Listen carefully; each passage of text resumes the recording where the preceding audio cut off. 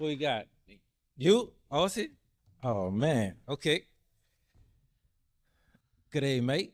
G'day, mate. How you doing? All right. Lessons learned in 2023, and what we doing moving forward, 2024. What we at on time? So we're doing good. We're doing good, actually. Okay. Yeah, All right. you're gonna get some. Okay.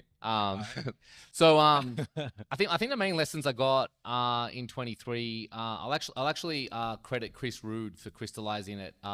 Chris Rood spoke a lot about you got to focus on there's fast money, medium money, and slow money, right? And I think that's really important. The whole idea behind that is that like slow money is rentals, right? It's wealth building. It's it's long-term wealth accumulation, but it pays you slow. Doesn't do much, right? Fast money is wholesaling, a really quick flip. A W-2 job is fast money, right? You work and you get paid the next week or 2 weeks. You're getting paid quickly. Medium term money is maybe a large flip. Flip could go either way, but like a large flip, a land development, something maybe you're buying subject to and selling on bond for deed with ballooning 3 years. So just that concept. And when he spoke about that, I realized like I'd gone on a bit of a rip on short-term, slow money, sorry. So, I, in 2022, I bought a lot of BRRRRs. I did 19 BRRRRs over about 15 months, which is slow for sterling. So I did a lot of BRRRRs, and they're really good assets. Like I love those assets, but it's slow money, right? Like I'm not making much from that, particularly when you factor in the insurance that everyone's spoken about. Like some of those turn negative, some of those are positive, so they're slightly negative, and they're great assets. They're paying down, like I love them, but they're not paying me now. So, I also wholesale. So I do a bit of wholesale. Wholesaling is fast money. So just listening to Chris crystallize that made me realize that like I don't need the slow money right now, right? I built a nice little portfolio. Like I have shares in my other company homes. So I actually got quite a lot of slow money. So I'm like, I need to go the quick money. So that's really my biggest lesson, just crystallizing that. It came up through our meetup. Like I know you were hearing Emil, like Sterling, talk about also having a W-2 and these people like getting this fast money as well. So I think that was really the biggest lesson, and I think really crystallized that for me. I also think I did learn a lesson that like property is pretty resilient. Right, it's funny because the vibe is a little bit negative from tonight, right? Like, because it's tough right now, but also like on the long-term asset point of view, like property prices didn't really go down. Like, do you know how fast the interest rates went up? Like historically, the speed of which interest rate went up is crazy, right? And yes, it tanked transactions, which I know most people in this room, that hurts, right? Transactions is hurting realtors, mortgage providers, like everyone, right? So yes, the market, I think real estate's in a recession from a transaction point of view, but the assets themselves are pretty damn strong. Even the multifamilies, right? Like Sterling, even like there's a lot of pain in commercial. There's a lot of pain because it's bridge debt, and people are going to get hurt because of the debt, but the asset's a really good asset, right? So I think my lesson is real estate's resilient, and I think that's a positive thing. I'm actually like maybe talk a little bit about 24 in terms of like I'm actually aggressive, like in hearing a lot of the flippers talk about not like pulling back. That makes me get excited because like I want to buy everything because like or Warren Buffett, when people are scared, you should be greedy. When people are greedy, you should be scared. So like I'm low-key excited about what's coming, because real estate is never perfect. Particularly a flipper, if a flipper's in a house, I'm not much of a flipper, although literally I bought my first flip. So it sounds funny, right? All these flippers are out here bleeding, and I'm like, I'm gonna try it. But I like to be kind of cyclical, to be honest with you. But it's never a good time, like, because when it's been really good to sell deals the last, like, not now, but like historically the couple of years before, like selling deals. How many offers were you all getting on your properties, right? Like they're flying off above, and that's awesome. But what was it like to buy them? It was hard. It was tough. Like you couldn't buy them, right? So now we've flipped. Yeah, it's hard to sell for sure, but it's much easier to buy. So, you never, it's never going to be easy to buy and a great time to sell. Like it just is never going to exist. So we need to adjust. So, for me, like I'm focused next year. I'm feeling actually more aggressive just because of what's going on.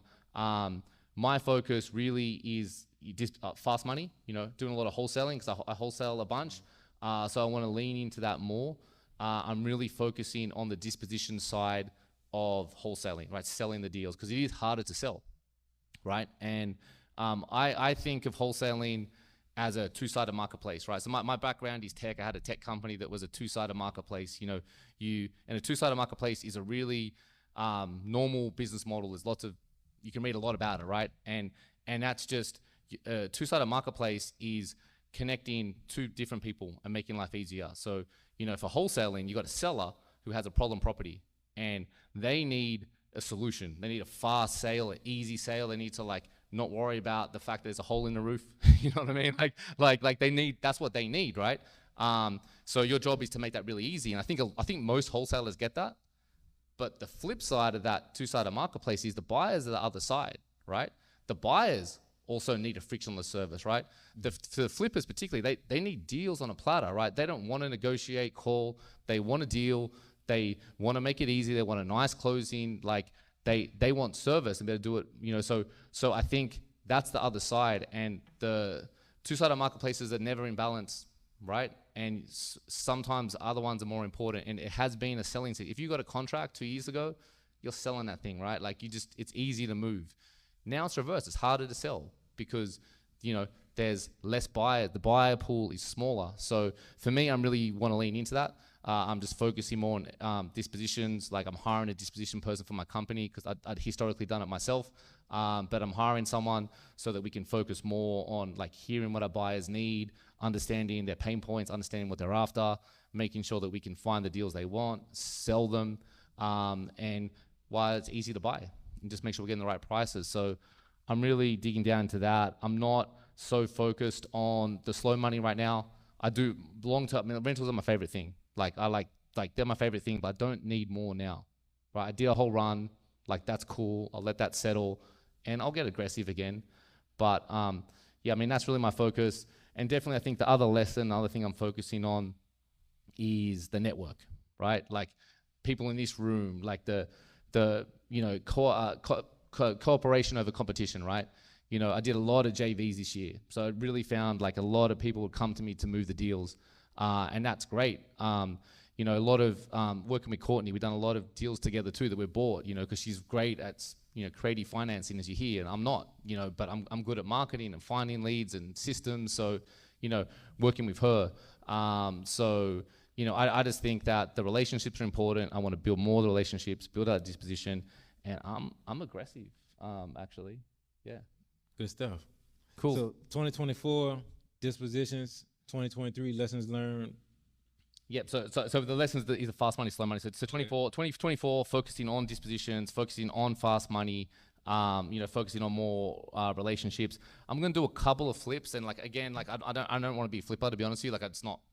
If you've heard me speak, I normally say I'm never gonna flip because my skill is sales and marketing, but I sort of want to flip for a couple of reasons. Firstly, I think it'll make me a better wholesaler, right? Me doing a lot of BRRRRs, I think made me a much better wholesaler because I actually have properties, I understand them, I have rentals, it made me better, but I'm not much of a flipper, right? So I want to flip so that I understand flippers more, I go deeper into the rehab process. So I think it'll make me a better wholesaler.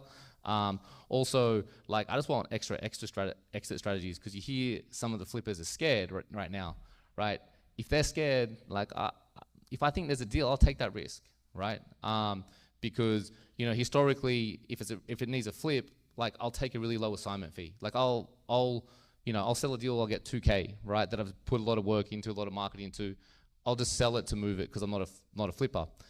But hey, if I'm getting a $2K offer, if I'm gonna make $2K and I believe in the deal, I'm just gonna take it down myself, And I just want to build that element too. Yeah. So we have time. We've done good on the time. I was really just firstly, this format was a bit ambitious. And I really appreciate the speakers that came. We got some really good speakers to come and just spend a short amount of time. So it was an ambitious agenda, and we're trying to be really tempted not to ask too many questions. It was hard. It was hard. But we got time for you, Emil. So Yeah. I'm gonna turn the mic to you, and